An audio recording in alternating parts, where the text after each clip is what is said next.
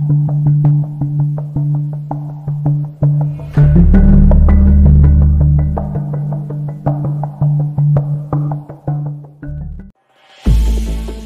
बात के बारे में मैं भारत में हमेशा मुहतात रहा था कि मैंने गोश्त को हमेशा मांस कहा था, क्योंकि भारत का कोई हिंदू गोश्त को गोश्त नहीं कहता, वो इसे मांस कहता है। और अब तो इतनी देर भारत के कट्टर हिंदुआना सूबे में रहते हुए मुझे भी गोश्त को मांस कहने की आदत पड़ गई थी।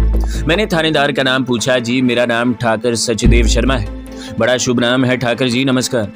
थानेदार के कमरे से निकलते हुए मैंने मायने खेज अंदाज में पाकिस्तानी जासूस पर निगाह डाली। वो खुद भी मेरी तरफ देख रहा था। मैंने आंखों ही आंखों में इसे तसल्ली दी कि फिक्र मत करो, मैं तुम्हें यहाँ से निकाल लूंगा। अगरचे अभी तक खुद मुझे भी मालूम नहीं था कि मैं इसे यहाँ से कैसे निकाल सकूंगा, लेकिन मेरे अंदर छुपा हुआ कमांडो पूरी दलेरी और अपनी तमाम खसूसियात के साथ बेदार हो चुका था और मुझे यकीन था कि मैं अपने साथी को हवालात से निकाल कर ले जाऊंगा। लेकिन कहाँ ले जाऊंगा, ये अलग परेशान कर देने वाला सवाल था। इस वक्त मैं अपने आप को पाकिस्तानी जासूस नहीं बल्कि एक जांबाज और अपने वतन और अहले वतन के खातिर जान पर खेलने वाला कमांडो समझ रहा था। मेरे अंदर इस एहसास के साथ ही ज़बरदस्त एतमाद और तेवर पैदा हो गया था। ये वो आला तरीन जज्बा था जो मायूसी और शिकस्तगी के नाम से कतन ना आशना था। होटल में पहुंचकर मैंने रात का खाना खाया और अपने कमरे में आ गया। मेरे पास सिर्फ कल का दिन और कल की रात थी। परसों राजस्थान बॉर्डर फोर्स के कैप्टन ने थाने आकर मेरे पाकिस्तानी साथी को अपने साथ जयपुर ले जाना था। अगर वो एक बार जयपुर पहुंच गया तो फिर शायद मैं भी इसे भारतीय कैद से और इस कैद में रहकर इबरतनाक मौत से ना बचा सकूं। मेरे सामने दो रास्ते थे, या तो मैं मुकद्दस नक्श से काम लेते हुए थानेदार को हुक्म दूं कि वो पाकिस्तानी जासूस को मेरे हवाले कर दे ताकि मैं खुद इसे जयपुर ले जाऊं, या मुकद्दस नक्श से मदद लिए बगैर किसी दूसरी स्कीम पर अमल करूं। दरअसल ऐसे नाजुक वक़्त पर थानेदार पर किसी वजह से नक्श का असर ना हुआ और उल्टा मैं भी धर लिया जाऊँ। आखिर मैंने यही फैसला किया कि मैं पाकिस्तानी जासूस को थाने से निकालने के लिए किसी दूसरी स्कीम पर अमल करूंगा। हाँ, अगर इस स्कीम पर अमल दरामद के दौरान ज़रूरत पड़े तो मुकद्दस नक्श से काम ले लूँगा। अब मैंने दूसरी स्कीम पर गौर करना शुरू कर दिया था। इसी स्कीम के भी दो पहलू थे, या तो मैं थाने में जाते ही तीनों सिपाहियों और थानेदार को हलाक कर दूं, या किसी सूरत इन्हें बेहोश करके अपने पाकिस्तानी साथी को आज़ाद करा लूं। थाने में जाकर 3-4 सिपाहियों और थानेदार को हलाक करना बज़ाहिर नामुमकिन नजर आता था, जबकि वो सब मुसल्ले थे और मेरे पास सिवाय खंजर के और कोई हथियार नहीं था। बेहोश करने वाला ख्याल मुझे बेहतर लगा, बशर्तिया कि बेहोश करने वाली दवाई मिल जाए। मेरे पास वक्त भी कम था और शहर से भी नावाकिफ था। किसी से बेहोशी की दवा हासिल करूंगा। मैं बेचैनी से कमरे में टहलने लगा। 2-3 सिगरेटें फूंक डाली। कुछ समझ में नहीं आ रहा था। अचानक ख्याल आया कि बेहोशी की दवा की जगह कोई मोहलिक जहर भी इस्तेमाल किया जा सकता है। मैं पलंग पर बैठ गया और नई सिगरेट लगाकर जहर के बारे में सोचने लगा। इस वक्त मुझे अपना जहरीला सिगार बहुत याद है। वो मेरे पास होता तो ये सारा मिशन महज 5 मिनट की बात थी, लेकिन मेरे पास ना तो जहरीला सिगार था और ना ही V2 की गोलियां थी कि मैं इस थाने के अमले का जहन ही तब्दील कर देता। मुझे DDT और केमिकल खाद की शक्ल में जहर मिल सकता था, मगर ये सब कड़वे जहर थे और पहले घूंट या पहले निवाले पर ही उल्टा मुझे पकड़वा सकते थे। कोई ऐसा जहर होना चाहिए। एक किरण मेरे जहन में चमक उठी। थाने के तीनों सिपाही और खुद थानेदार भी सिगरेट पीता था। अगर मुझे कोई ऐसा जहर मिल जाए जिसको सिरिंज के जरिए सिगरेट के तंबाकू में भर दूं तो पहला कश सिपाही और थानेदार को हमेशा के लिए नींद सुला सकता था। मैं उठकर टहलने लगा। ऐसा जहर कहाँ से मिल सकता था? जाहिर है शहर में एक केमिस्ट शॉप ज़रूर होंगी। अब मसला यह था कि अगर इनके पास कोई इस नौइयत का मोहलिक जहर हुआ भी तो मुझे नहीं देंगे। इस किस्म का जहर आम आदमी के हाथ फरोख्त करने की इजाज़त नहीं। इसका हल यही था कि कोई इंतहाई काबिल एतबार बहाना बनाऊँ और साथ ही रिश्वत से काम चलाऊँ। मेरे पास 700 रुपये अब भी मौजूद थे। मैंने किसी काबिल एतबार बहाने पर सोच विचार शुरू कर दी। रात को सोने से पहले ये बहाना भी मेरे दिमाग में आ गया। फिर मुझे नींद आ गई। रात के पिछले पहर मेरी आंख खुल गई। जो बहाना या कहानी सोने से कबल सोची थी, इसकी नोक पलक सवारी, फिर गुस्ल किया। सुबह की रोशनी फैली तो नीचे आकर नाश्ता किया और अपने कमरे में आकर दिन के 9 बजने का इंतज़ार करने लगा, क्योंकि दुकानें 9 बजे खुलती थी। पूरे 9:15 बजे मैं शहर के निस्बतन जदीद इलाके की तरफ रवाना हो गया। वहाँ एक केमिस्ट की दुकान के बोर्ड पर नज़र पड़ी तो अंदर जाकर नमस्कार किया। दुकानदार नौजवान लड़का था जिसने कमीज़ पतलून पहन रखी थी। वो एक ग्राहक को दवाओं के पैकेट लिफाफे में डाल कर दे रहा था। दुकान में बहुत ज़्यादा माल भरा हुआ था। जब ग्राहक चला गया तो नौजवान दुकानदार ने मेरी तरफ मुस्कुरा कर कहा, जी ठाकर जी, क्या चाहिए आप? मैंने चेहरा पहले ही बड़ा उदास बना रखा था। एक सर्द आबरी और इसके काउंटर पर कोहनियाँ टेक दी और सर झुका लिया। दुकानदार ने कुछ परेशान होकर पूछा, ठाकर तबीयत ख़राब है आपकी? मैंने ठंडी सांस भरकर कहा, भाई जी क्या बताऊँ, अजीब दुविधा में फंस गया हूँ, आप मेरी सहायता कर सकते हैं। रिक्कत अंगेज तहमीद से मैं इस नौजवान केमिस्ट पर बहुत अच्छी तरह असर डाल चुका था। तो इसे जो कहानी सुनाई वो ये थी कि मैं जोधपुर का बैंक मैनेजर हूँ। मेरी बीवी को अजीब बीमारी हो गई है। हर हफ्ते आधी रात को एक काला नाग आता है और मेरी बीवी की टांग को सूंघ कर चला जाता है। मैं इसे मारने लगता हूँ तो वो ना जाने कहाँ गायब हो जाता है। इसका कुछ पता नहीं चलता है कि किधर से आता है और किधर गायब हो जाता है।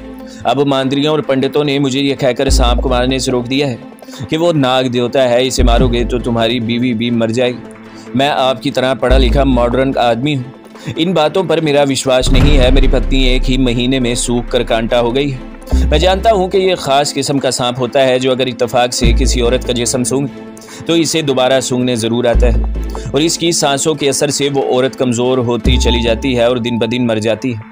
आप मेरी मदद कीजिए, मुझे कोई ऐसी तेज़ दवा दे दीजिए जिसे मैं अपनी बीवी की पिंडली पर लगा दूं और सांप इसे सूंघने से मर जाए। अपनी मनगढ़ंत कहानी मैंने कुछ ऐसे दर्द भरे लहजे में सुनाई कि नौजवान हिंदू केमिस्ट बहुत मुतासिर हुए। मैंने आंखों में मगरमच्छ के आंसू लाते हुए कहा, भाई जी आप भी पढ़े लिखे और वैज्ञानिक नौजवान हैं, मेरी पत्नी को बचा लें, नहीं तो इसकी मृत्यु हो जाएगी और मेरे बच्चे अनाथ हो जाएंगे।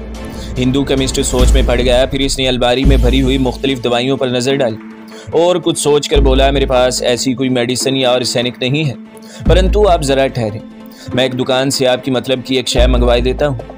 आपने मेरे सामने किसी दुकानदार को फ़ोन किया और किसी आर्सेनिक का नाम लिया, फिर फ़ोन बंद करके बोला, मेरे दोस्त की दुकान करीब ही है, वो आर्सेनिक दवाइयाँ फ़रोख्त करता है, वो जो दवाई भेज रहा है इससे सांप अवश्य मर जाएगा लेकिन आपकी पत्नी की जान बच जाएगी। फिर वो हिंदुओं की जहालत और पंडितों के अहमकाना रसूम के खिलाफ बोलने लगे। इतने में एक आदमी ने इसे एक छोटी सी शीशी ला कर दी। नौजवान केमिस्ट ने शीशी मेरी तरफ बढ़ाते हुए कहा, इसमें थोड़ा सा सफूफ है, इसे आप अपनी धर्मपत्नी की टांग पर थोड़ा सा तेल लगा कर मर दें। भगवान ने चाहा तो सांप इसका सिर्फ एक सांस ही खींचने के बाद तड़प तड़प कर मर जाएगा। हाँ, भाभी जी की टांग पर पहले थोड़ा सा सरसों का तेल लगाना ना भूलें, क्योंकि ये जहर कहीं इनकी पिंडली में न उतर जाए। मुझे रिश्वत देने की ज़रूरत ही नहीं पड़ी थी। मैंने जेब से 100 का नोट निकाल कर काउंटर पर रख कर इसका शुक्रिया अदा किया। इसने हाथ जोड़कर कहा, नहीं ठाकुर जी, इसकी ज़रूरत नहीं, यह तो पुण्य की बात है और मैंने आर्सेनिक मुफ्त ही में मंगवाया है।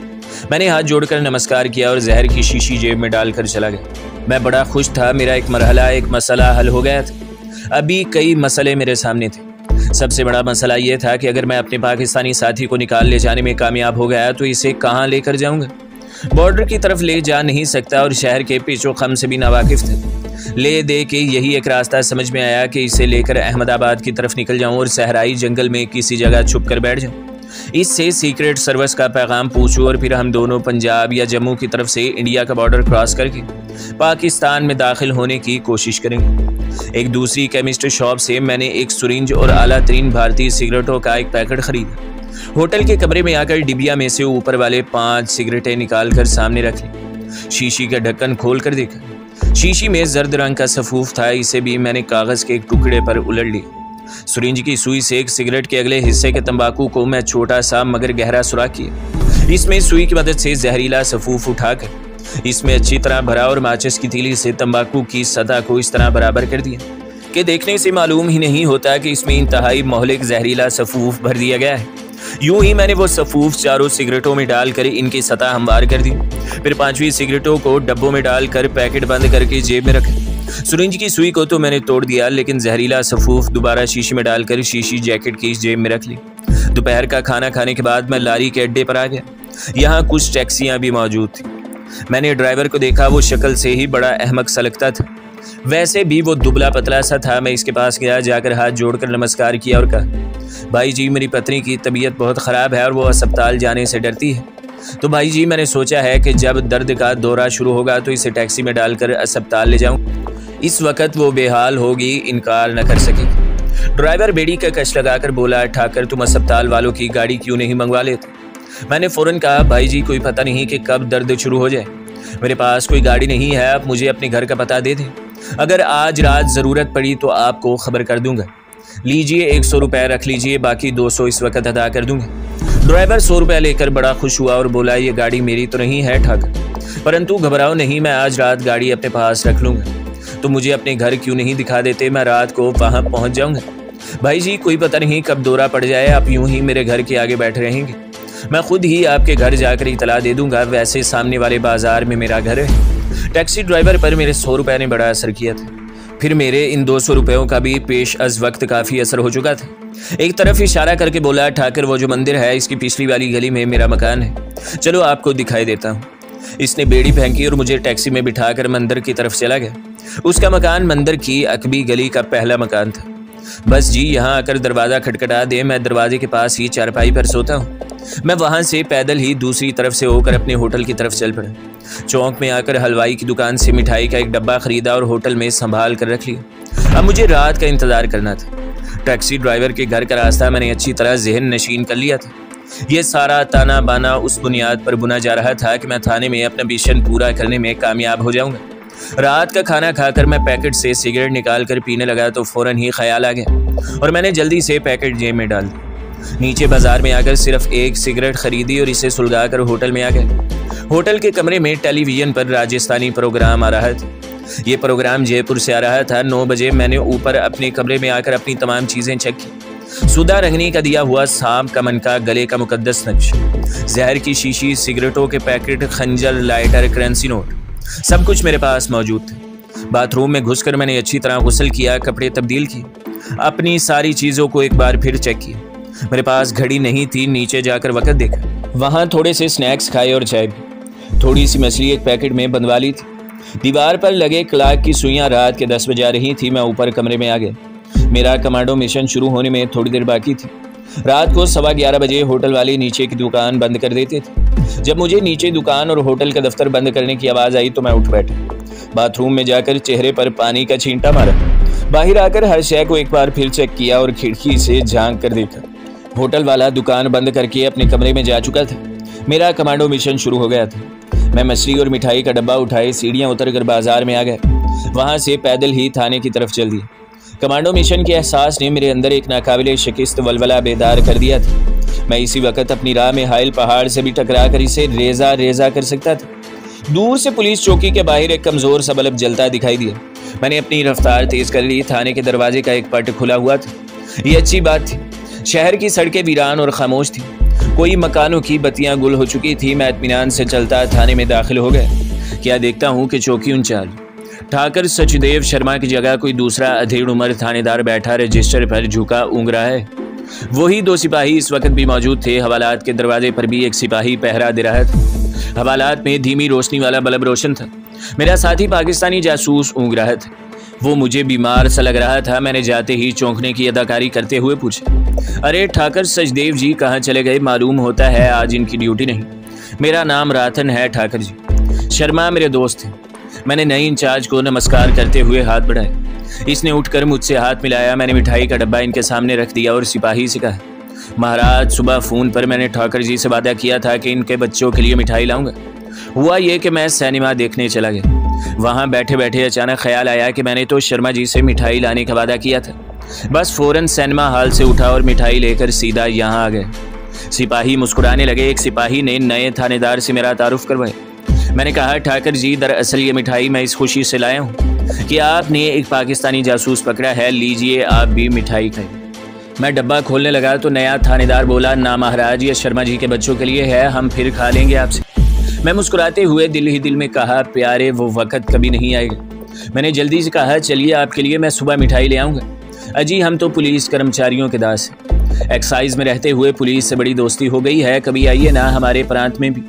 इस दौरान मैं अपनी जेब से इनकी मौत का सामान निकाल चुका था। मैंने सिगरेट की डिबिया खोलते हुए कहा, तो फिर लीजिए सिगरेट ही पी लीजिए महाराज। आला किस्म के सिगरेटों का पैकेट देखकर थानेदार ने अपनी सिगरेट फ़ौरन फेंक दी। मैंने उठकर डिबिया में से जहरीली सिगरेटें निकाल कर आगे करके एक एक सबको थानेदार और दोनों सिपाहियों को दे दी। जब मैं मुड़ा तो देखा थानेदार ने माचिस जला ली थी और अपनी सिगरेट सुलगाने के बाद दूसरे सिपाहियों की सिगरेटें सुलगा रहा था।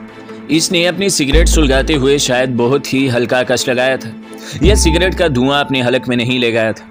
मामला खतरनाक था। मैं दोबारा हवालात के सिपाही की तरफ मुड़ा और जल्दी से लाइटर जलाकर इसके मुंह के आगे कर दिया। हवालात वाले सिपाही ने सिगरेट सुलगाते हुए पूरा कश खींच लिया। इसके साथ ही सिगरेट इसके होंठों से निकल गई।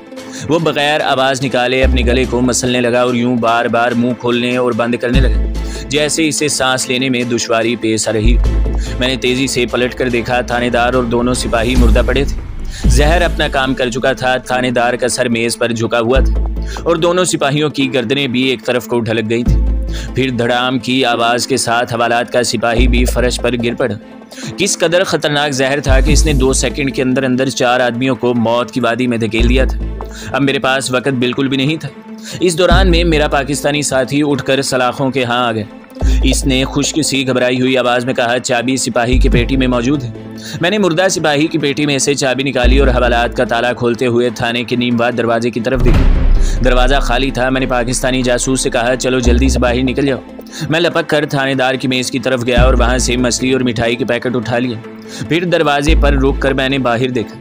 बाजार इसी तरह सुनसान पड़ा था। मैं पाकिस्तानी जासूस को अपने पीछे आने का इशारा करके थाने से निकल गया। वो पाकिस्तानी जासूस मेरा हम उम्र ही था, मगर जिसामत में मुझसे जरा कम था।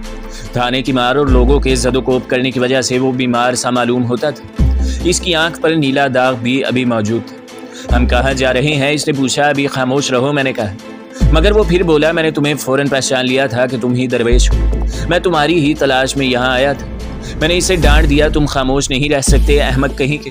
वो चुप हो गया। मुझे खतरा था कि रास्ते में कहीं राउंड लगाता कोई सिपाही न मिल जाए, लेकिन अब मैंने इसे भी रास्ते से हटा देने का फैसला कर लिया था, क्योंकि अब मैं जासूस की बजाय एक खूनख्वार कमांडो बन चुका था। चौक में हलवाई की दुकान अब तक खुली हुई थी। मैं बाजार की दूसरी तरफ निकल आया। वहाँ सामने मेरा होटल था जो बंद पड़ा था। फिर भी मैं इससे कुछ फासले से होकर गुजरा। लारियों का अड्डा भी सुनसान पड़ा था। एक जानिब वो मंदिर था जिसकी अकब में टैक्सी ड्राइवर का घर था। मंदिर की अकबी गली में पहुंचते ही ड्राइवर के मकान के बाहर टैक्सी खड़ी नजर आई, जिसका रुख सड़क ही की जानिब था। मेरे दिल में ख्याल आया, जब टैक्सी यहाँ मौजूद है तो ड्राइवर को जगाने की क्या ज़रूरत है? कहीं वो बेचारा खामखा हमारे हाथों न मारा जाए। मैंने अपने साथी से सरगोशी में कहा, हमें ये टैक्सी लेकर जानी है। खामोशी से मेरे पीछे। मैंने करीब जाकर देखा, टैक्सी के दरवाजे मुकम्मल थे और शीशे चढ़े हुए थे। पुरानी टैक्सी थी। मैंने जेब से खंजर निकालकर खिड़की के शीशे का रबड़ उखाड़ा और शीशा नीचे कर दिया। फिर अंदर हाथ डालकर दरवाज़ा खोल दिया। हम दोनों जल्दी से टैक्सी में घुस गए। अब एक दूसरी मुश्किल पेश आई, गाड़ी का इंजन कैसे स्टार्ट करें। मैंने अपने साथी के कान में कहा, नीचे उतरकर इसे धक्का लगाओ। इसने पूरा जोर लगाकर धक्का लगाया तो गाड़ी आहिस्ता आहिस्ता आगे सिरकने लगी। मैं इसे सड़क पर ले आया। मैंने इससे कहा कि बोनट उठाकर इंजन स्टार्ट करो। इसने ऐसा ही किया। मैंने रेस दी तो इंजन एक गड़गड़ाहट के साथ स्टार्ट हो गया। अगर टैक्सी का ड्राइवर बेदार भी हो जाता तो हमें नहीं पकड़ सकता था। मैंने टैक्सी को गियर से निकालकर पहला गियर लगाया और एक्सीलेटर दबा दिया। मेरा साथी लपक कर मेरे पास आकर बैठ गए। गाड़ी ने धुआं छोड़ा और वीरान सड़क पर दौड़ने लगी। मैं इस सड़क से शनासा था। यही वो सड़क थी जिससे होकर मैं अहमदाबाद से उदयपुर की लारियों के अड्डे में दाखिल हुआ था। गाड़ी अगरचे पुरानी थी, लेकिन इसका इंजन बड़ी ठीक ठाक हालत में था। मैंने गाड़ी को 70 किलोमीटर फी घंटे की रफ्तार पर छोड़ दिया था। मेरे साथी ने कहा, हम इस सड़क पर महफूज नहीं है। अगर टैक्सी वाले की आंख ना भी खुली हो तो थाने में जो हम 3 सिपाहियों और थानेदार का खून करके आए हैं वो छुपा नहीं रह सकता। हो सकता है पुलिस की कोई जीप हमारे ताकुब में इसी सड़क पर चल पड़ी। इसके अलावा अगले शहर की पुलिस चौकी को हमारे बारे में खबरदार किया जा सकता है और हम आगे पकड़े जा सकते हैं। जिन खदशात का इजहार मेरा साथी कर रहा था, इन पर मेरी भी नज़र थी। मैंने इसकी बातों को नज़रअंदाज करते हुए पूछा, तुम्हारा नाम क्या है? अमजद। और मेरा कोड नाम। वो एकदम खामोश हो गया। फिर मेरी तरफ रुख करके बोला, तुमने मुझे अपना कोड नहीं बताया। अगरचे तुम्हारी शक्ल इस तस्वीर जैसी है जो मुझे इस्लामाबाद में चौधरी साहब ने दिखाई थी, लेकिन उन्होंने तुम्हें जो नंबर दिया था वो मालूम करना ज़रूरी है। मैंने अपना 3 हिंसों वाला नंबर इससे बताया। वो मुतमईन होकर बोला, मेरा कोड नाम शहीद है। मैंने कहा, अब बताओ कि तुम्हें चौधरी साहब ने क्या पैगाम देकर तुम्हें मेरे पास भेजा है, क्योंकि हो सकता है कि हम पुलिस के नरगे में फंस कर एक दूसरे से बिछड़ जाएं और फिर न जाने कब मिल भी सके या नहीं।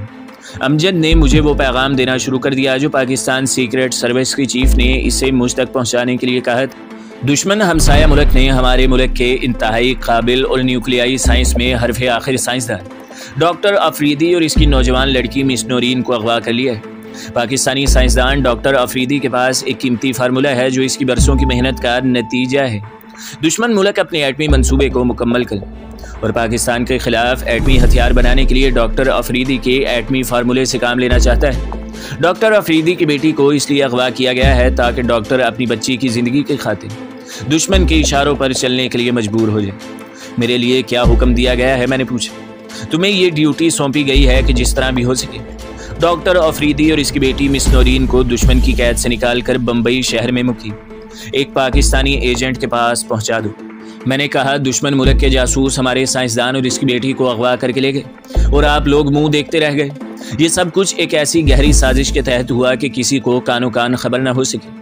बहरहाल ये तुम्हें खुद ही मालूम हो जाएगा। इस वक्त सबसे बड़ा मसला डॉक्टर और इसकी बेटी को दुश्मन की कैद से निकालकर पाकिस्तानी एजेंट के पास बम्बई पहुंचाने का है, क्योंकि बावर किया जाता है कि डॉक्टर अफरीदी से काम निकालने के बाद दुश्मन इसे और इसकी बेटी समेत हलाक कर डालेंगे। सामने से किसी ट्रक की रोशनियां नजर आईं। मैंने टैक्सी की रफ्तार कम करके इसे एक तरफ कर लिया। ट्रक गुजर गया तो मैंने अमजद से पूछा, क्या कुछ खबर है कि डॉक्टर अफरीदी को किस शहर में और किस जगह ले जाकर कैद में रखा गया है? हाँ, अमजद बोला, हमारी इंटेलिजेंस हमें सिर्फ इतना ही बता सकी है कि अहमदाबाद और बड़वोदा के दरमियान धारावार का एक घना और ख़तरनाक जंगल है। इस जंगल में दुश्मन ने एक पुराने किले के खंडर में नीचे खुफिया लेबॉर्ट्री कायम कर रखी है। डॉक्टर अफरीदी और इसकी बेटी इसी ज़ेरे ज़मीन लेबॉर्ट्री में कैद है। वो लेबॉर्ट्री कोई एटमी सेंट्रल नहीं है और ना ही वहाँ कोई एटमी रिएक्टर लगा हुआ है, लेकिन एटमी प्रोसेस के सिलसिले में इब्तदाई काम वहीं होता है। हमारी इंटेलिजेंस को इससे ज़्यादा कुछ मालूम नहीं हो सका। तो दोस्तों, अगली किस्त देखने के लिए हमारे चैनल को सब्सक्राइब करें, वीडियो को लाइक करें और बेल के आइकॉन को भी दबा दें, ताकि हर जो आने वाली वीडियो है वो आपको सबसे पहले मिलती रहे।